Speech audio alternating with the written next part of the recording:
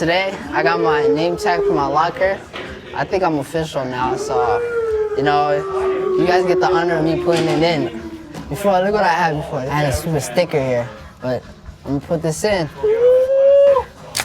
Who is this guy? Who is Abdi Hamid Nur?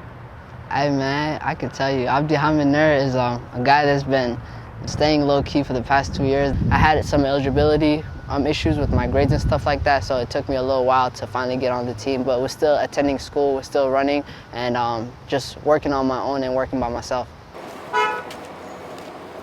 So I finished my first year here, and everything looked good so far. Like, it seemed like I was going to be on the team, my paperwork was fine, and I think it was like around June, I got an email. It just said that I was ineligible, that I couldn't compete, and the worst part was that I couldn't even practice with the team. A lot of negativity, a lot of things was going through my head, and is this really happening? Like, is this another year?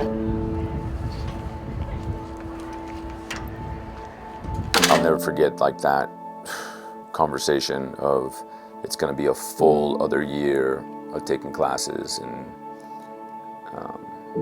I think he originally said to me in that conversation, I'm giving up, I'm going back to Phoenix. And I said, you know, if you go back to Phoenix, you're never coming back. Like, you can't go home. Even after when I decided, okay, I'm gonna stay here and I'm gonna stick through this year, there was a week, like everything was just going bad and I didn't understand why, like what was going on.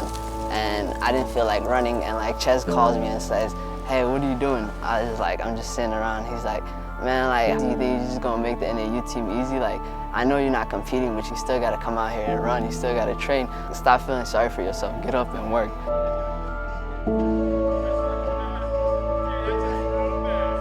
One of the things that I did was like start praying. So I'm a Muslim, and every Friday prayer, we come together and pray the afternoon prayer, which is called Dhuhr.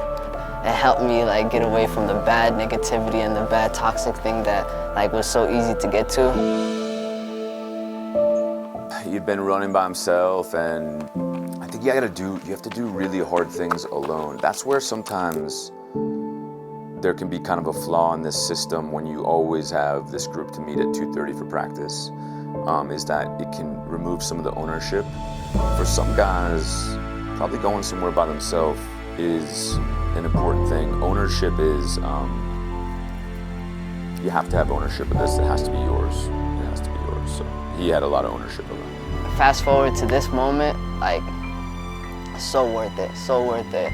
And I remember the moment that I knew was all worth it was my first practice here. We went to the Grand Canyon and we ran 6 miles together with the boys, and everybody telling me, yo, like, we're glad you stuck to this.